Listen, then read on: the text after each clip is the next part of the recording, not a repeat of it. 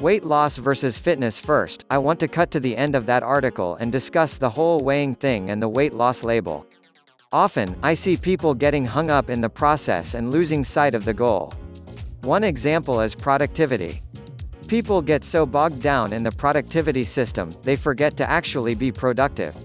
I wrote about that here. How can an article about weight loss not be about losing weight? Well, it is, but weight is just one metric of how we measure our success. The actual, underlying goal is to be healthier, right? To be fit and feel better. Maybe to look better, but that's an entirely subjective view of how others view us. We can't control that. What's important is how we feel to and about ourselves. So, don't ignore the scale, but don't give it more weight, pun intended, than it deserves. Depending on the type and quantity of exercise you choose to add to your program, you may not lose weight for a while. It's not unusual to actually gain a few pounds. But one day, you suddenly notice your pants are a bit looser. Is there any better feeling than that? Forget the scales, when I sit down and my pants don't feel like they're cutting me in half. That's a win. Lifestyle choices. At the very end of that article, I discussed the fact that what you are embarking on is not a diet, but a lifestyle change.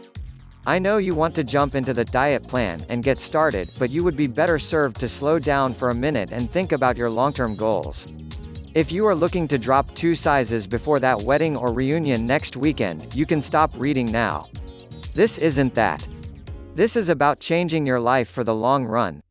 And that's the reason I talked in that article with advice about taking a careful look at what you are doing now. Several of you balked at the record-keeping aspect of my plan.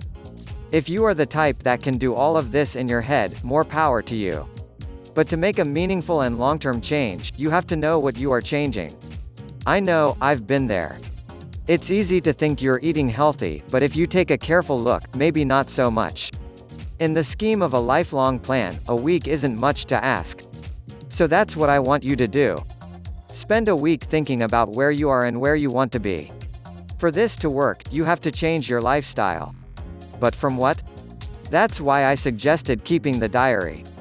And to start, change nothing. Instead of trying to change a lot of things at once, all I am asking is to change one thing. Keep a faithful diary of everything you eat and any exercise you get. When we aren't paying attention, we really don't understand what we are putting in our mouths. This diary serves 2 purposes.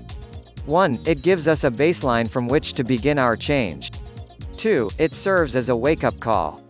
A Coke and a small bag of Fritos. That's 300 calories for a snack. 300 calories should be a light meal, not a bunch of empty calories that will leave you hungry in half an hour.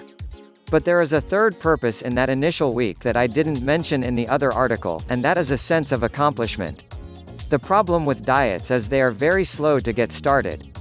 You put in all the effort and hard work and step on the scales at the end of the week. What? Nothing. What's the point? By keeping that initial diary, you can get some positive reinforcement just from looking at the numbers. Last week, I averaged 4,000 calories a day, and this week it was less than 2,000. That is huge. And it's not as difficult as you might think. You just have to sit down at the end of that first week and carefully evaluate that diary. Get rid of the sugary drinks, and yes, that includes fruit drinks. You don't drink enough water anyway, so switch to water as often as possible. I'm guilty of it too, but there is a lot of controversy regarding diet sodas, so take that under advisement. The treat I replaced all my sodas with is flavored soda water, the kind with no sugar or artificial sweetener.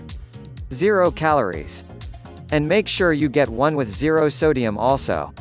Look at everything on that first week and figure out where small changes will make a big difference. Condiments and salad dressings are another waste of calories. Learn how to make your own or find those with low fat and sugar content. It will take some experimenting to find one that actually tastes good, but trust me, they are out there. Don't get rid of snacks, just replace them. Find a vegetable you like and can snack on. Carrots are pretty high in sugar, but are full of fiber and make great snacks. I used to hate broccoli, but I can almost feel myself getting healthier when I eat it. Drizzle some light Italian dressing and a touch of Parmesan cheese on it, and I can snack on it all day. Do you remember that 300 calories we snacked on earlier? That would be a glass of lime LaCroix and 3 quarts of broccoli. Trust me, you don't want to eat 3 quarts of broccoli. Exercise, yeah, I saved this one for last. But if the word makes you cringe, just change the word to something else. If you are the type that loves to get up early and put in an hour of strenuous exercise, more power to you. But for the rest of us, keep thinking about lifestyle changes. I don't want you training for a marathon, I just want you to get moving.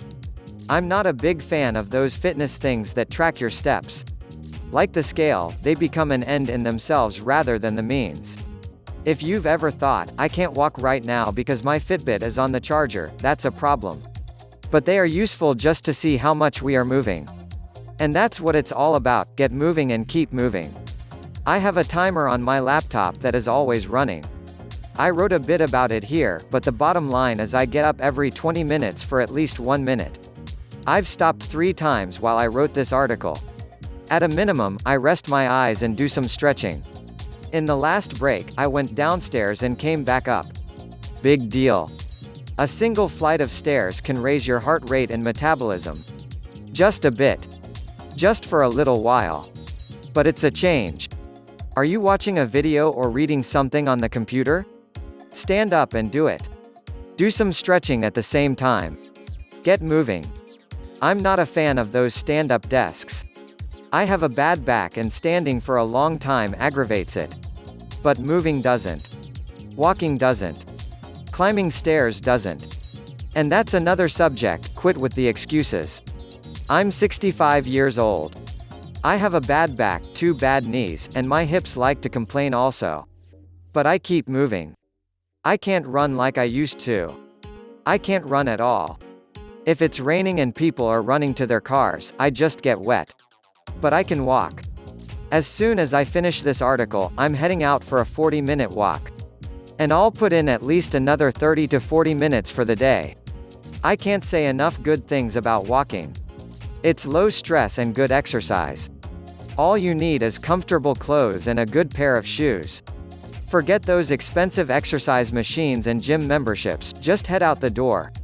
Put on some tunes or an audiobook and go. Keep moving. I hope this has answered some of the questions I got from that first article. And I hope it has touched and inspired some new readers. I am still humbled and overwhelmed that 13,000 of you found value in that first piece. If this touches half that many, I will be more than pleased. Now if you will excuse me, I'm going to grab a bottle of water and head out the door.